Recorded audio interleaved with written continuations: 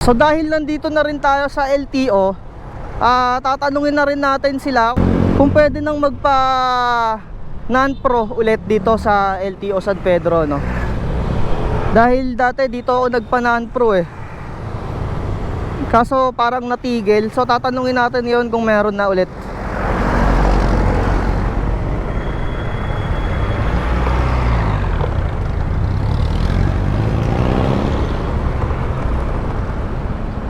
Ayun, no? So nandito na tayo sa LTO San Pedro. Tanungin lang natin kung meron na rin silang pa-non-pro ulit.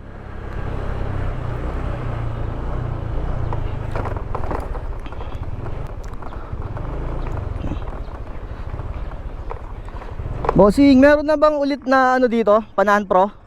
Meron na ulit? Dati nawala eh, no? Ayun, meron na ulit ditong non-pro. Pwede na ulit kayo sa LTO San Pedro, no? Sa mga nagtatanong, pwede na ulit. So ngayon magpapa-stencil tayo. Shoutout pala kay sir. Ito yung mga ano dito, guard sa unahan. Teka lang, wala pa ako 10. Mamaya nga paglabas ha. Shoutout kay sir. Ayan, mga masisipag talaga yan. Dito muna tayo sa stencil. Ayan, dito na pala sa loob ang stencil. Etong part na to, dito ka magsisimula kapag magda-drive test ka dito sa LTO San Pedro. So ito yung driving course. Yung pagkakukuha kayo ng non-pro, ito yung praktisan. So ito na pala yung stencil. Nalipat na dito, no? Dati nasa labas.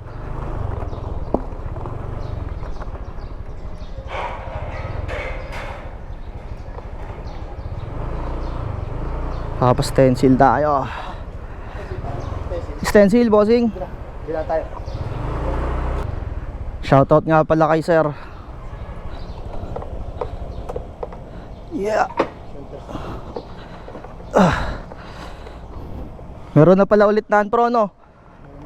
Labas natin ang ating ORCR. Stencil time. Dala, bossing. Shoutout nga pala kay sir, mga malulupit nating mga nag-stencil. Grabe, buti hindi pa mainit.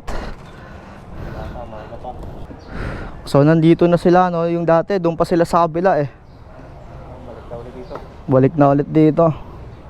Ayan, no? Sa mga magpapa-stencil, dediretso nyo lang yung pagpasok doon. Nandito na sila. Yung pa-non-pro dito, bossing, yung bago na, no? Oo, dati yung papel-papel pa eh.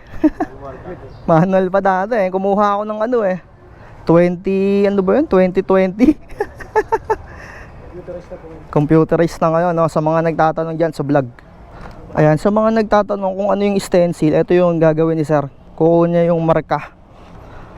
Ayan, o, ganyan.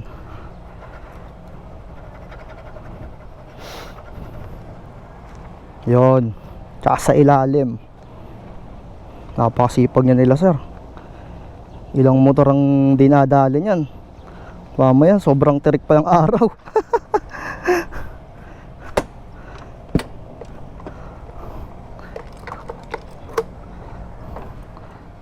Sa mga magpapa-non-pro, ito nga pala yung driving area.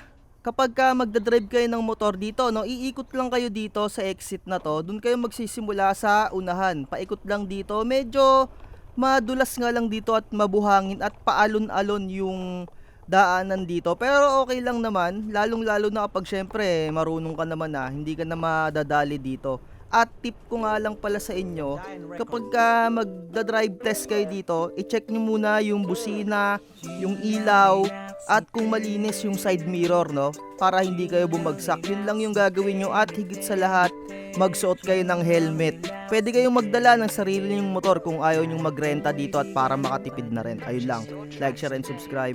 Bye-bye.